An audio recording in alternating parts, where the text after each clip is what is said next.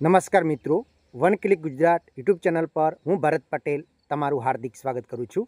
તો આજે આપણે જે શિક્ષક મિત્રો છે અને ખાસ કરીને વર્ગની અંદર પીપીટી દ્વારા ભણાવવા માગે છે એમના માટે એઆઈ ટેકનોલોજીનો ઉપયોગ કરી અને આપણે વિધિન સેકન્ડની અંદર કોઈ પણ પીડીએફ ફાઇલ હોય એને તમે પીપીટીની અંદર કન્વર્ટ કરી શકો છો। સરસ મજાની ચિત્રો સાથેની પીપીટી ફાઇલ તમને મળી જશે, એ પણ વિધિન સેકન્ડની અંદર। તો એના માટેની શું પ્રોસેસ છે એ સંપૂર્ણ પ્રોસેસ આજના વિડીયો અંદર આપણે જાણવાની છે। અને ખાસ કરીને જો તમે પીપીટી દ્વારા વર્ગની અંદર જો ભણાવશો તો તમારું જે વર્ગ કાર્ય છે એ અસરકારક થશે અને દરેક શિક્ષક મિત્રોએ આનો પ્રયત્ન કરવો જ જોઈએ, કારણ કે મોટાભાગની સ્કૂલોની અંદર અત્યારે સ્માર્ટ બોર્ડ અવેલેબલ છે અને તેના ઉપર જઈ અને તમે પીપીટીથી ભણાવી શકો છો। તો આ પીપીટી ફાઇલ તમે મોબાઈલ વડે પણ બનાવી શકો છો અને એના માટે કઈ વેબસાઇટ છે સંપૂર્ણ જાણકારી આ વિડીયો અંદર તમને મળવાની છે। સાથે સાથે ચેનલ ઉપર તમે નવા હો તો ચેનલને સબસ્ક્રાઈબ કરી નાખો। આવા જ તમને વિડીયો આપણી ચેનલ ઉપર હવે રેગ્યુલર તમને મળવા લાગશે। તો ચાલો આપણે જાણીએ કે કઈ રીતે આપણે પીપીટી ફાઇલ પ્રેઝન્ટેશન જે ફાઇલ છે એ તમે બનાવી શકો છો। આ વેબસાઇટથી બનાવી શકાય છે અને એપ દ્વારા। તો વેબસાઇટની આપણે વાત કરીએ તો તમારે ગૂગલ ઉપર જવાનું છે, ગામા એઆઈ તમારે સર્ચ કરવાનું છે અને એના ઉપર જઈ અને તમે જેવી વેબસાઇટ ખુલે એટલે લોગિન કરશો તો થઈ શકશે, અથવા તો એપ્લિકેશન તમે ડાઉનલોડ કરી શકો ગામા એઆઈ પ્લે સ્ટોર ઉપરથી। હવે એની અંદર તમે ખુલશો એટલે આવું ઇન્ટરફેસ આવશે। હવે એમાં જો તમારે પહેલાં તો જીમેલ વડે સાઇનઅપ થઈ જવાનું છે, પછી ક્રિએટ નાઉ લખેલું છે એના ઉપર તમારે ક્લિક કરવાની છે અને એના ઉપર તમે ક્લિક કરી અને અહીંયા 3 ઓપ્શન ખુલશે। હવે એની અંદર છે પેસ્ટ ઇન ટેક્સ જનરેટવાળું છે, એટલે આપણે જે અહીંયા તમને પહેલા નંબરનું જે દેખાય છે પેસ્ટ ઇન ટેક્સ એના ઉપર તમારે ક્લિક કરી દેવાની છે અને એના ઉપર તમે ક્લિક કરશો એટલે પાછા ઓપ્શન ખુલશે। હવે એની અંદર પહેલું જ લખેલું છે પાવર પોઈન્ટ પ્રેઝન્ટેશન છે, એના ઉપર તમારે ટિક કરી લખવાનું છે। અલગ અલગ તમે ઓપ્શન ઉપયોગ કરી શકો છો, સોશિયલ મીડિયા માટે પણ બનાવી શકો છો। આપણે પાવર એના પર અહીંયા લખેલું છે છેલ્લે તમને જોવા મળશે ઇનપુટ ફાઇલ, એના ઉપર ક્લિક કરવાનું છે।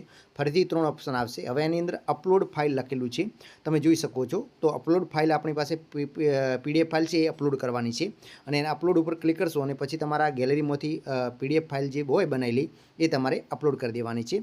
આ 1 કે 2 પેજની તમારે રાખશો તો તમે સરળતાથી કરી શકશો। હવે લોડિંગ થશે અને પીડીએફ ફાઇલ તમારી છે એ અપલોડ થઈ જશે। હવે આના ઉપર અપલોડ થઈ જાય એટલે તમે જોશો કે સ્ક્રીન ઉપર તમને શું જોવા મળે છે, સંપૂર્ણ જેટલા પણ ટેક્સ હશે એ બધા કોપી થઈ અને એક બાજુ આવી જશે। હવે અહીંયા તમારે કન્ટિન્યુ લખેલું છે એના ઉપર તમારે ક્લિક કરી દેવાની છે અને કન્ટિન્યુ ઉપર તમે ક્લિક કરશો એટલે સંપૂર્ણ જે ટેક્સ સ્વરૂપે બાજુમાં આવી જશે। હવે આની અંદર તમારે કંઈ લાંબુ ચેન્જ કરવાનું થતું નથી, તમારે થીમ પણ પસંદ કરીશું અને પાછળથી તમે ચેન્જ કરવી હોય તો પણ સરળતાથી કરી શકો। અહીંયા તમારે ફક્ત જે ઇમેજ લખેલું છે એમાં એઆઈ ઇમેજ તમારે સિલેક્ટ કરી દેવાના છે, બાકી તમે ડિટેલમાં પીડીએફ પ્રેઝન્ટેશન બનાવો એ બધું તમે સેમ કરી શકો છો।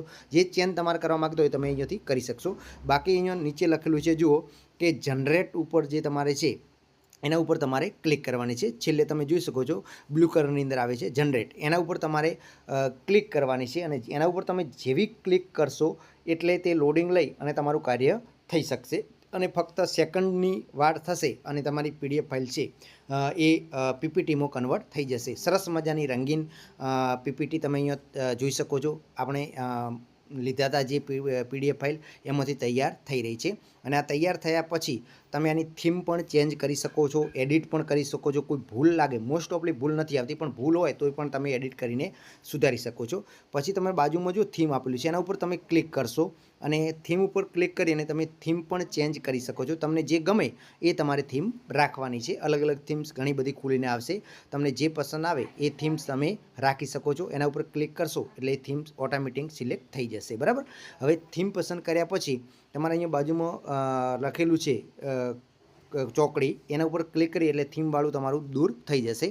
હવે આ થીમવાળું દૂર કરી હવે તમે આને ઇમ્પોર્ટ કરવા માગો છો તો અહીંયા 3 ડોટ આપેલા છે બાજુમાં જુઓ, એ જીમેલ લોગિનની બાજુમાં, એની અંદર તમારે એક્સપોર્ટ આપેલું છે, એના એક્સપોર્ટ ઉપર ક્લિક કરશો તો અહીંયા તમે પીડીએફ સ્વરૂપે લઈ શકો છો, પીપીટી સ્વરૂપે લઈ શકો છો। તો આપણે અહીંયા પ્રેઝન્ટેશન બનાવવું છે અથવા તો પીડીએફ સ્વરૂપે જે તમારે લેવું એના ઉપર તમે ક્લિક કરશો એટલે તમારું એ ડાઉનલોડ જનરેટ થવા લાગશે।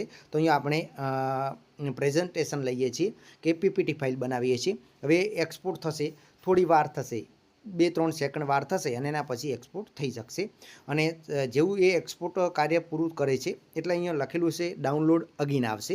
હવે જેવું ડાઉનલોડ અગેન આવ્યું છે એના ઉપર તમે ક્લિક કરશો એટલે તમારી એ ફાઇલ છે એ તમારા મોબાઈલની અંદર સેવ થઈ જશે। આવી રીતે તમે આસાનીથી પીપીટી ફાઇલ બનાવી શકો છો।